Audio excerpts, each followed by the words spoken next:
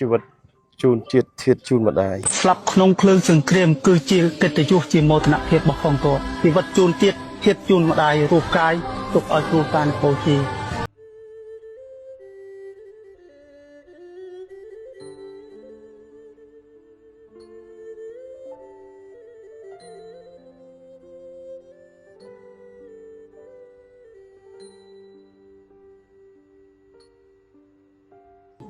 ជំរាបសួរបងស្រីចាជំរាបសួរ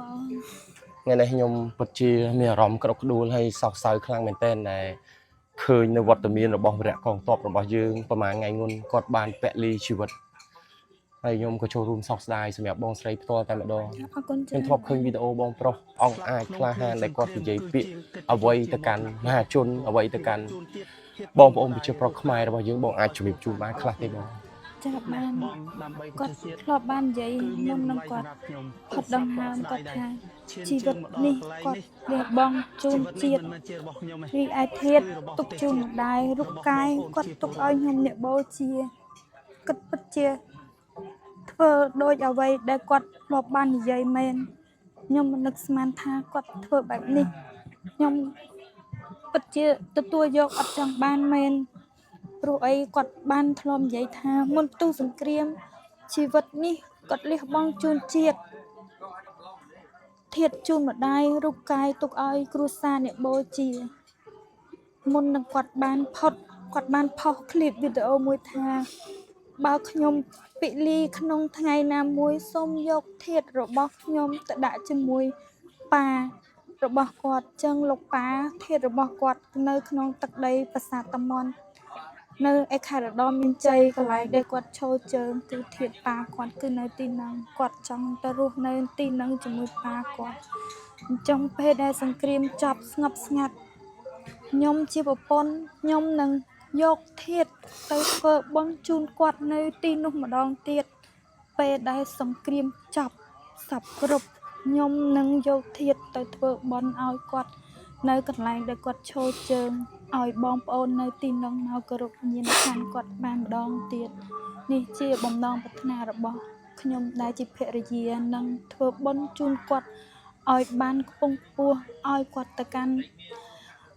នៅសុគតិភពកុំឲ្យគាត់អាឡោះអាល័យជាមួយប្រពន្ធជាមួយកូនចង់ឲ្យគាត់បើមានជាតិក្រោយមែនសូមឲ្យគាត់កើតមកជាមនុស្សល្អឲ្យគាត់ល្អលើសពីអ្វីដែលគាត់រំពឹងទុកជាតិនេះបងប្រុសគាត់ល្អខ្លាំងហ្មងគាត់ល្អគាត់លះបង់ដើម្បីប្រទេសជាតិគាត់ល្អសម្រាប់អ្នកគ្រប់គ្នាគាត់បារម្ភអ្នកគ្រប់គ្នាពេលដែលសភាពការអត់ស្រួលគាត់ទេប្រាប់អ្នកគ្រប់គ្នាទាំងអស់ប៉ុន្តែសម្រាប់គាត់មួយគឺគាត់អត់ដែលខ្វល់ពីខ្លួនឯងគាត់អត់ដែលខ្វល់ពីខ្លួនឯងទេគាត់ខ្វល់បងខ្វល់ប្អូនខ្វល់គ្រួសារខ្វល់ប្រពន្ធអត់ចង់ឲ្យប្រពន្ធលំបាកឲ្យប្រពន្ធរស់នៅដោយមានក្តីសុខប៉ុន្តែចិត្តជាប្រពន្ធចិត្តទ្រាំលំបាកនៅដើម្បីប្តីតែលទ្ធផលចុងក្រោយប្តីទុកប្រពន្ធចោលអត់សំបីតែពាក្យលាមួយម៉ាត់ក៏បងអត់មានផ្ដាំផ្ញើជាមួយប្រពន្ធបងចិត្តតែជាមួយប្រពន្ធតែប្រពន្ធដឹងថាបងចង់និយាយពីអ្វីប្រពន្ធដឹងទាំងអស់មានតែព្រោះមានតែប្រពន្ធម្នាក់នេះដែលនៅក្បែរគាត់គ្រប់ពេលគ្រប់វេលានៅថែគាត់ខ្ញុំធ្លាប់ស្ដាប់បំណងប្រាថ្នារបស់បងប្រុសគាត់ធ្លាប់និយាយប្រាប់មហាជនគាត់ធ្លាប់និយាយប្រាប់បងប្អូនប្រជាពលរដ្ឋខ្មែររបស់យើងក្នុងនាមគាត់ជាយុទ្ធជនវរៈកងទ័ពដ៏អង្គអាចការពារទឹកដីដែលគាត់ធ្លាប់ទៅទទួលម៉ូតូគាត់និយាយថាជីវិតជូនជាតិធាតជូនម្ដាយរូបកាយទុកឲ្យគ្រួសារបូជាជូនក្រុមគ្រួសារទុកបូជាហើយខ្ញុំក៏នឹកស្មានថាដល់ពេលនេះគឺអ្វីៗដែលបងនិយាយគឺការពិតយើងអត់ចង់ឲ្យទៅការពិតទេសំបីតែចិត្តខ្ញុំជាប្រពន្ធក៏ខ្ញុំអត់ចង់ហើយប៉ុន្តែធ្វើម៉េចផលបុណ្យរបស់គាត់បានប៉ុណ្ណឹងខ្ញុំជាប្រពន្ធខ្ញុំនឹងព្យាយាមធ្វើបុណ្យជូនគាត់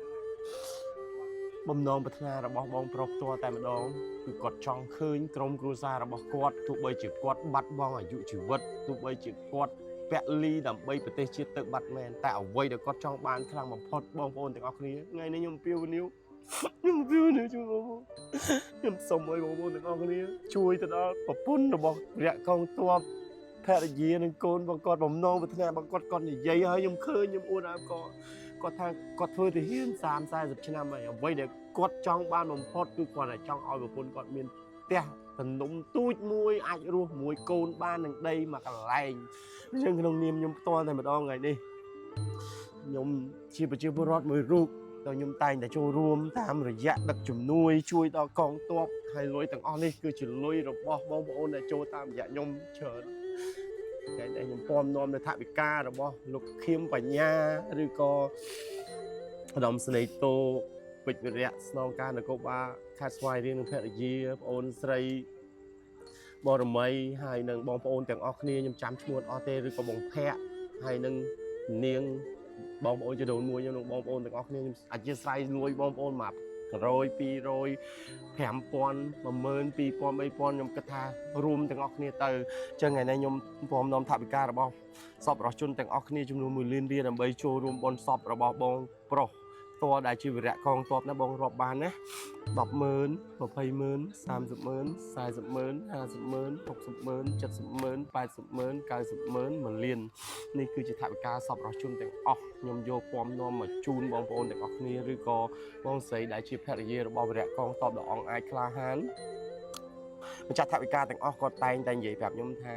លុយនេះដើរយកទៅប្រើការជួយទៅដល់ទាហានជួយទៅដល់ជនខ្វះខាតតាមតែដើរសម្រាប់ចិត្តចោះអញ្ចឹងថ្ងៃនេះខ្ញុំសម្រាប់ចិត្តថាលុយបងប្អូននឹងដកជាចំណាយចូលរួមបុណ្យសពវីរៈកងទ័ពរបស់យើងនឹងជួយទៅដល់ជនខ្វះខាតកំពុងតែស្ថិតនៅតំបន់សង្គ្រាមកិច្ចខ្លួនមកកាន់ទីទួលសុវត្ថិភាពនិងវីរៈកងទ័ពដែលខ្វះខាតបន្តទៀតលុយសល់ប្រមាណខ្ញុំបន្តការធ្វើបន្តទៀតខ្ញុំសង្ឃឹមថាបងប្អូនទាំងអស់គ្នាជឿជាក់មកលើខ្ញុំបន្តតែម្ដង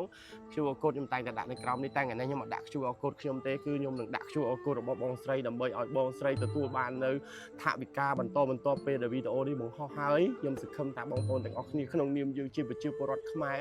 បំពេញក្តីសម័យរបស់វីរៈកងទ័ពនៅខាងក្រោយខ្ញុំសល់តែរូបថតនេះ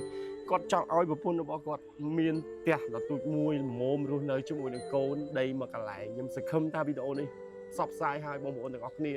ចូលរួមគាត់យកជីវិតមកការពារទឹកដី 1000 2000 ក្តីបងប្អូនបាញ់ចោះខ្ញុំនឹងដាក់ QR code បងស្រីដែលត្រូវជា QR code វីរៈកងទ័ពរបស់យើងផ្ទាល់តែម្ដងគាត់ឈ្មោះអីគេដែរបងឈ្មោះពេញគាត់ឈ្មោះកេតសុភត្រាបងប្រុសកេតសុភត្រាគាត់ឆ្នាំនេះអាយុប្រហែលឆ្នាំហើយបងឆ្នាំនេះគាត់អាយុ40ឆ្នាំ40ឆ្នាំហើយអញ្ចឹងបានន័យថាឈ្មោះកេតសុភត្រានេះជាឈ្មោះអង់គ្លេសឬក៏ឈ្មោះអក្សរខ្មែរដែរបងអក្សរខ្មែរអញ្ចឹងបងប្អូនទាំងអស់គ្នាណាកេតសុភត្រាសូមបងប្អូនទាំងអស់គ្នាចំណាំឲ្យច្បាស់មុននឹងបាញ់លុយហើយមួយទៀតខ្ញុំអំពាវនាវទៅដល់មិនថា MMO ឬក៏អ្នកដែលចេះផលិតមាតិកាវីដេអូអីទាំងអស់បាទកុំឈ្មោះអីគេដែរបងខ្ញុំនឹងដាក់កុំគាត់ផ្ទាល់បាទកុំគាត់ឈ្មោះអីគេបងកុំ QR code អាកុំគាត់នឹងឈ្មោះអីគេបងគាត់សរសេរជាអង់គ្លេសខ្ញុំអត់ចេះទេប៉ុន្តែនេះខ្ញុំតែដោះ password ដៃទូរស័ព្ទគាត់បានក្នុងពីយប់មិញអូអញ្ចឹងបានន័យថាអញ្ចឹងកុំហ្នឹងគាត់បង្កើតខ្លួនគាត់ផ្ទាល់អញ្ចឹងបងប្អូនទាំងអស់គ្នាមានតែមួយវិធីនេះទេដែលគ្មានជនខិលខូចណាបន្លំបានខ្ញុំនឹងយក QR code របស់បងប្រុសផ្ទាល់ដែលវីរៈកងទ័ពប្រពន្ធគាត់ឲ្យខ្ញុំហ្នឹងខ្ញុំដាក់ក្រោម comment វីដេអូនេះអញ្ចឹងក្រោម comment ឲ្យខ្ញុំនឹង pin ទៀតបើ pin ហើយគឺมันអាចមានអ្នកណាបន្លំបានទេហើយបើថ្ងៃណាមួយមានអ្នកណាយកវីដេអូរបស់ខ្ញុំទៅផ្សព្វផ្សាយឲ្យដាក់ QR code បងប្អូនទាំងអស់គ្នាកុំជឿ page របស់ខ្ញុំមានតែមួយគត់គឺ VJ Dada 1ហើយនិង VJ Dada អក្សរខ្មែរហើយនិង account របស់ខ្ញុំហើយខ្ញុំអំពាវនាវទៅដល់បងប្អូនដែលចេះផលិតមាតិកាវីដេអូឬក៏អ្នក MMO សូមគុំចង់បានលុយទាំងអស់នេះពីបងស្រីអីបងប្អូនទោះបីជាបងប្អូនមិនក៏ដោយត្រូវអាណិតទឹកចិត្តហ៊ានរបស់យើងគាត់យកជីវិតមកការពារទឹកដីដើម្បីពួកយើងរស់សុខសប្បាយសូមកុំនិយាយសួរស្ដាប់អាម៉ាត់កុំចង់បានលុយរបស់គាត់អីគាត់ខ្លាយទៅជាសពទៅហើយបូជារួចហើយខ្ញុំសង្ឃឹមថាអ្នកទាំងអស់គ្នាកុំប្រព្រឹត្តអំពើបែបនេះណាអរគុណចង់សួរសំណួរបន្តិចទៀតទៅកាន់បងស្រីផ្ទាល់តែម្ដងបច្ចុប្បន្នបងស្រីមានបុត្រប្រមាណអ្នកហើយបងកូន2នាក់ស្រីប្រមាណប្រុសប្រមាណស្រី1ប្រុស1ស្រី1ប្រុស1បច្ចុប្បន្នគាត់អាយុប្រមាណឆ្នាំហើយស្រី13ឆ្នាំប្រុស16ឆ្នាំប៉ុន្តែប្រុសលោកកូនគាត់បានបួសអូលោកកូនគាត់បានបួសហើយเนาะចិត្ត2ភាសាហើយចិត្ត2ភាសាហើយខែទៀតគាត់បួសបាន2ភាសាមួយវិញទៀតបងស្រីផ្ទាល់តែម្ដងគឺបងមានផ្ទះហើយនៅអត់ទាន់មានពិតប្រកបឬយ៉ាងម៉េច អត់ទាន់មាន ដីក៏អត់ទាន់មានដែរ ដីផ្ទះអត់ទាន់មានទេដោយសាររស់នៅជាមួយម៉ាក់តែពេលដែលបានគាត់ជាស្វាមីក៏ទៅរស់នៅជាមួយគាត់នៅឯលើភ្នំបន្ទាយរបស់គាត់ផ្ទាល់ហ្មង ថ្ងៃដែលគាត់បាត់បង់អាយុជីវិតនៅថ្ងៃទីប៉ុន្មាន នៅថ្ងៃទី10 ថ្ងៃទី10នោះ ម៉ោង 8 យប់ ពេលហ្នឹងគឺដឹកសពមកភ្លាមឬក៏គាត់របួសហើយបានគាត់មកខូចនៅមន្ទីរពេទ្យយ៉ាងណាបង ដឹកគាត់មកសង្គ្រោះតាមផ្លូវគាត់ផុតតាមផ្លូវ គាត់មានបាននិយាយអីទៅកាន់បង គាត់អត់បាន មុន ផ្ដាំផ្ញើអីទាំងអស់ដោយសារតែពេលដែលគាត់ត្រូវគ្រាប់ហ្នឹងគឺគាត់ស្លាប់បាត់បង់ស្មារតីទាំងស្រុងទៅទាំងអស់ទាំងអត់បានផ្ដាំផ្ញើសូម្បីតែមួយម៉ាត់មួយពាក្យរបស់គាត់ សម្រាប់បងប្រុសវីរៈកងទ័ពផ្ទាល់តែម្ដងអធិស្ឋានបងសុំសួរចាក់ឬគោលបន្តិចដើម្បីឲ្យបងប្អូនទាំងអស់គ្នាគាត់បានដឹងច្បាស់ខ្លះព្រោះបងប្អូនខ្លះគាត់មើលតែព័ត៌មានមិនពិតចឹងទៅគាត់អត់ដឹងថាព័ត៌មានណាពិតមិនពិតការដែលគាត់របួសទៅថាគ្រាប់ពីសំណាក់ចោលឈ្លានពានប្រទេសថៃឬក៏ប្រទេសថៃនោះគាត់ត្រូវកន្លែងណាដែរបង គាត់ត្រូវជើងខាងស្ដាំ ហើយកន្លែងណាទៀតបង ជើងខាងស្ដាំគាត់ដាច់ ដាច់បិទតែម្ដងមកនោះសំណោះណាបងប្អូន គាត់នៅសល់กับផ្លូវគាត់នៅសល់ប្រអប់ជើងតែកន្លែងនេះមកនេះគឺអត់មានសាច់ទេនៅសល់តែសរសៃឆ្អឹងក៏អត់មានសាច់ក៏អត់មានចំណែកម្រាមដៃទាំង10របស់គាត់ក៏អត់មានដែរគឺនៅសល់តែខ្មងដៃទុកកំពុងចង់កាន់ដៃគាត់ក៏អត់អាចកាន់បានឈាមគាត់ស្រក់ហូរពេញឡានពេទ្យតគួរឲ្យអត់ចង់គិតឡើងរូបភាពបែបហ្នឹងឡើងវិញ បានបងបានខ្ញុំឡើងចង់សួរបងទៀតខ្ញុំមានអារម្មណ៍ថាសួរបងទៀតខ្ញុំពិបាកទទួលយកបងប្អូនទាំងអស់គ្នា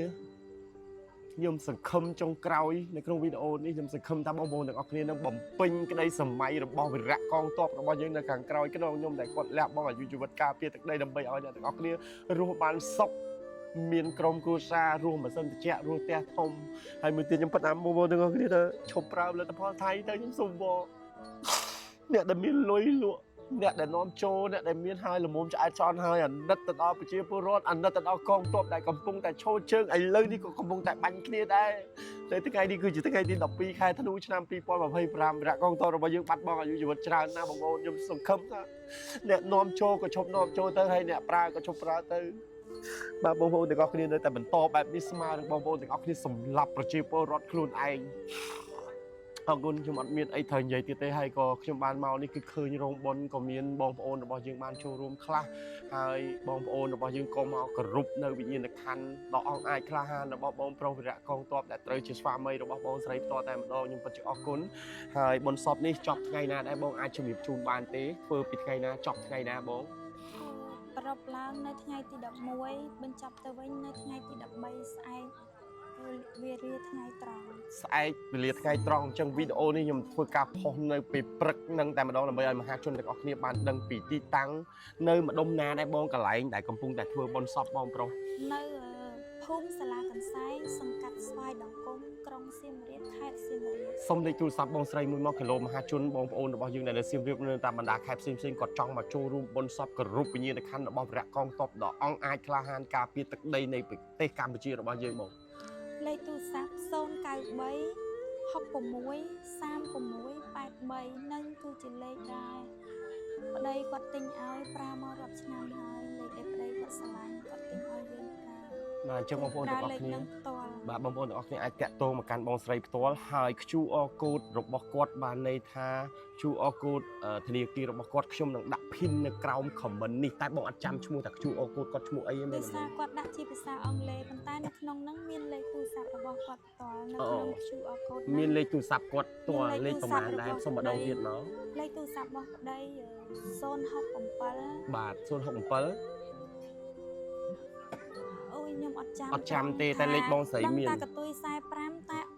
មិនដឹងថា74មុនឬក៏78មុន បាទជើងបងប្អូនទាំងអស់គ្នាណាសូមកត់ចំណាំឲ្យច្បាស់ខ្ញុំនឹង pin QR code របស់វីរៈកងទ័ពរបស់យើងឲ្យប្រពន្ធគាត់កាន់កុងធនាគារនេះនៅក្រោមវីដេអូនេះហើយនៅក្រោម page ផ្លូវការរបស់ខ្ញុំមានចំនួន2ទី1 VJ Dada One ដែលខ្ញុំពោក្មេងកំព្រាឬក៏ក្មេង